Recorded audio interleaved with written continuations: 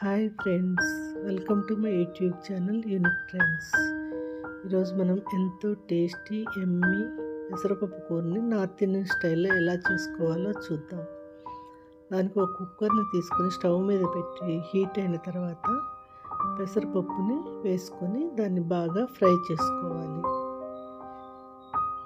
ఇది light brown colour వచ్చేదాకా fry చేయాలన్నమాట. ఈ పప్పు వితిన్ 5 మినిట్స్లో మనం చేసేసుకోవచ్చు. మనం షాపింగ్కి వెళ్ళి వచ్చిన తర్వాత అయినా కానీ ఎప్పుడైనా ఫాస్ట్గా వంట చేయాలంటే ఈ పప్పును తయారు చేసుకోవచ్చు. టేస్ట్ ఎమ్మీగా ఉంటుంది, ఫాస్ట్గా అయిపోతుంది. కాబట్టి మేము వీక్లీ 2-3 ఈ పప్పుని చేస్తూ ఉంటాం.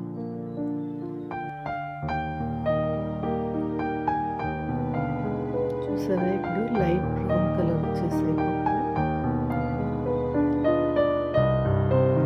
దీనిలో పోషకాలు కూడా ఎక్కువ ఉంటాయి అన్నమాట. కందిపప్పు మిగతా పప్పుల కంటే పెసరపప్పులో పోషక విలువలు చాలా ఎక్కువ ఉంటాయి.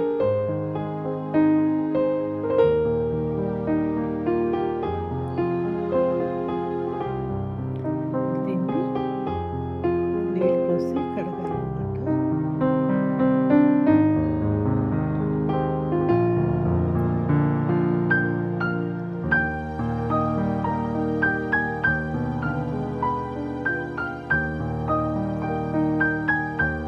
కడిగిన నీళ్ళని మనం ఒక పక్కన గిన్నెలో వంపుకొని ఆరిన తర్వాత మనం మొక్కలు పోసుకోవచ్చు.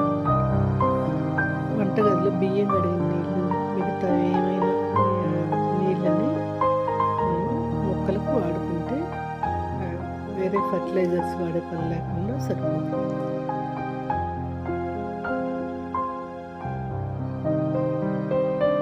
కడిగిన తర్వాత నీళ్ళు పోసుకోవాలి. నీళ్ళు ఎక్కువ క్వాంటిటీ పడతాయి. 1:3 నీళ్ళు తీసుకుని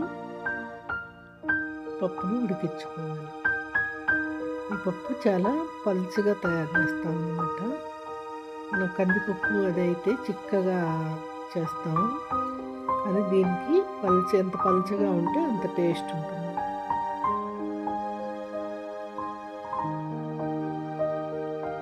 చూసారా, నీళ్ళ క్వాంటిటీ ఎక్కువ పోసేసాం. తర్వాత దీన్ని బాగా కలిపి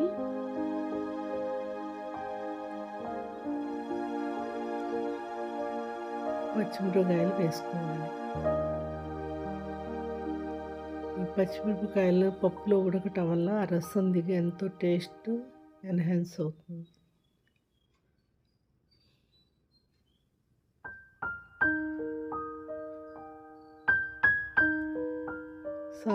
ఇప్పుడు సాల్ట్ వేసుకోవాలి.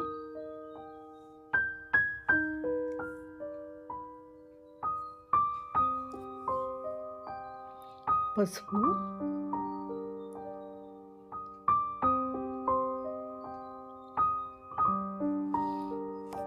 తర్వాత కొంచెం ఆయిల్ వేయాలన్నమాట. ఆయిల్ వేయటం వల్ల పప్పు పొంగకుండా ఉంటుంది.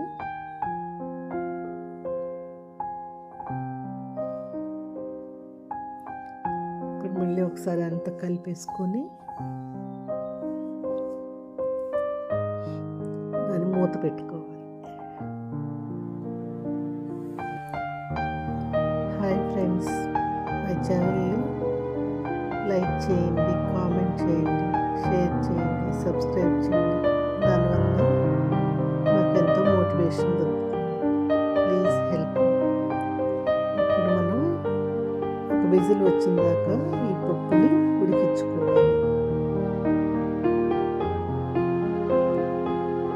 చూసారా, విజిల్ వచ్చేసింది.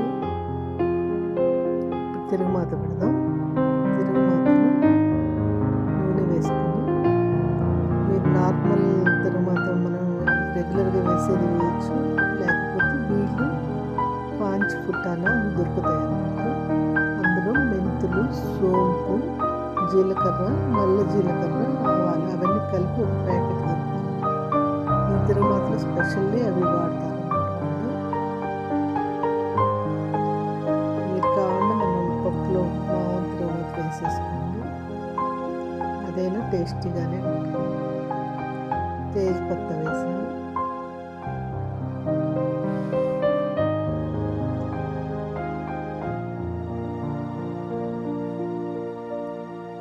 తర్వాత అల్లం ముక్కలు వేసుకున్నాం.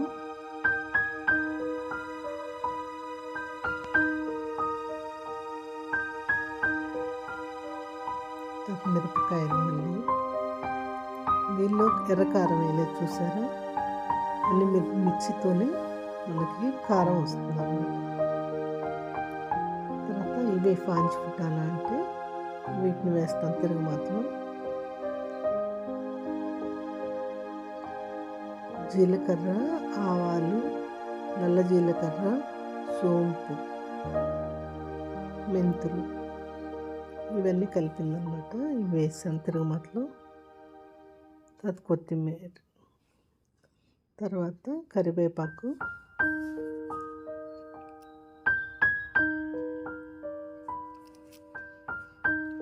ఇవన్నీ వేసి బాగా వేగిన తర్వాత అందులో మనం పప్పుని వేసుకోవాలి. మిరపకాయలు అవన్నీ దాని కారం అంతా దానిలో దిగుతుంది. దానివల్ల పప్పు బాగా టేస్టీగా ఉంటుంది. తిరుగుమాతలో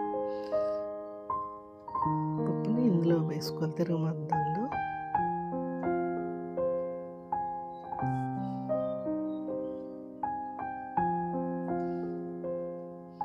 అంత బాగా కలిగి తిప్పుకోవాలి.